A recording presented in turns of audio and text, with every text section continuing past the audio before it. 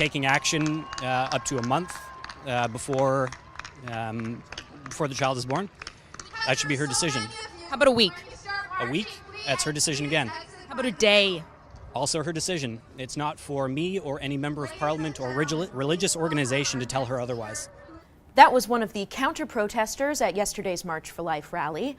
I'll show you our full exchange in just a minute to avoid, of course, being accused of taking his words out of context. Now, there were only a handful of them, contrary to the false proportion portrayed by the mainstream media.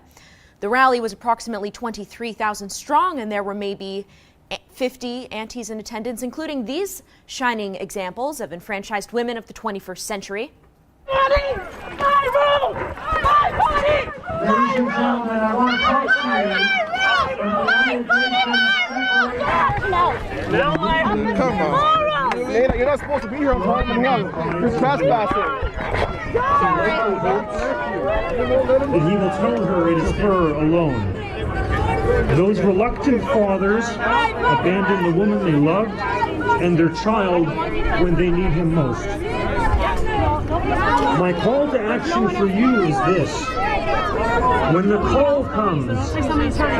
What beacons of womanhood, because nothing is more persuasive than ripping your clothes off and swearing at police officers. Now, we here at the Rebel.media like to show you the true nature of the aunties. Why? Because no mainstream media outlet will. They wouldn't dare undermine their own agenda of promoting a pro-choice narrative in the most politicized of ways. Now, I'm showing you this not to minimize the 23,000 in attendance, but to expose the true face of these so-called social justice warriors. Watch how this guy progressively reveals his true colors. Telling a person to vote pro-life is essentially taking away any option that a woman has for autonomy for her own body. So if you're telling a person that she doesn't have the right to make that choice, you're essentially telling her she doesn't have the choice to make any choice for herself. So what does your sign say, if you wouldn't mind? A woman's body is her own f***ing business. You'll have to beep out that word, obviously. Do you think there should be any legal restrictions on abortion? Up to a certain point, probably not. But, I mean, that's not for me to say, really. Well, I just wonder, because there are certain gray areas when it comes to abortion. Certainly there are people at this march that would like to see it completely criminalized. But there are also other people at the march that would like to see it criminalized up to a certain point. Like, how about a month before a child's born? Is that fine? Which is understandable, yeah. Oh, you think there should be restrictions on? I'm kind of digging my own grave here. It should be the woman's decision to make that choice no matter what, period. Now, if that means taking action up to a month before the child is born, that should be her decision. How about a week? A week? That's her decision again. How about a day? Also her decision. It's not for me or any member of parliament or religious organization to tell her otherwise. How about postnatal abortion?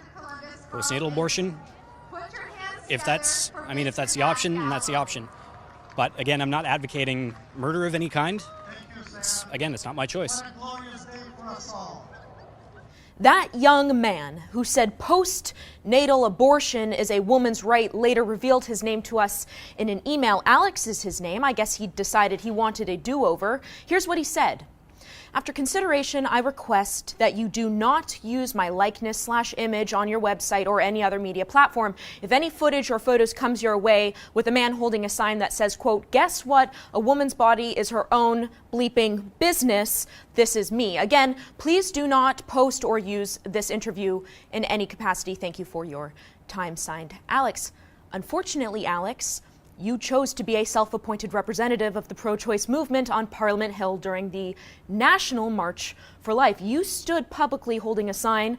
You consented to being filmed espousing a pro-abortion view perfectly in line with both Canada's lack of any legal restriction on abortion and also perfectly in line with the culture of death that was being opposed and contrasted by the March for Life. This is important, this is newsworthy, and this is no matter of contempt toward you, but only contempt toward your pro-abortion stance because abortion itself is contemptuous. Let this story stand as one more example that abortion is pretty much always connected to regret.